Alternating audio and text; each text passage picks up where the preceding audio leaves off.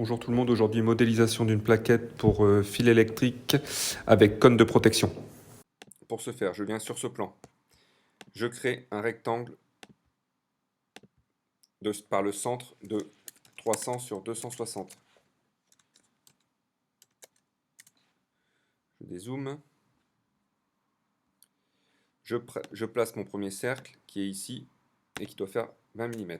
Ce cercle, je vais utiliser la fonction réseau rectangulaire. Donc, je viens ici, je mets 40 et sur 40, il me faut qu'il y ait deux cercles.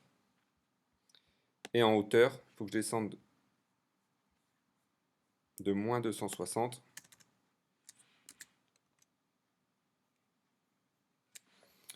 Et je veux 7 cercles. Je dézoome. Ici, avec la touche X, je passe en ligne de construction. Je trace une droite qui passe par le centre et qui monte perpendiculairement. J'utilise l'outil symétrie ici et je sélectionne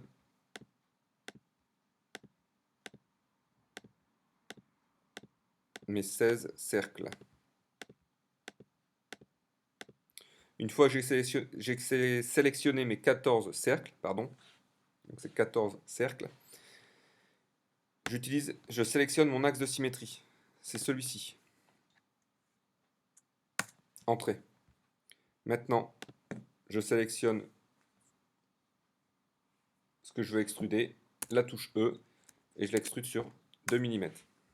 Pour faire les tétons qui vont rentrer dedans, espèce de tétine. Donc, je travaille comme ceci.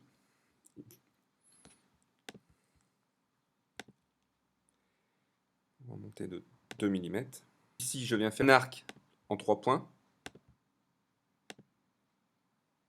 comme ceci.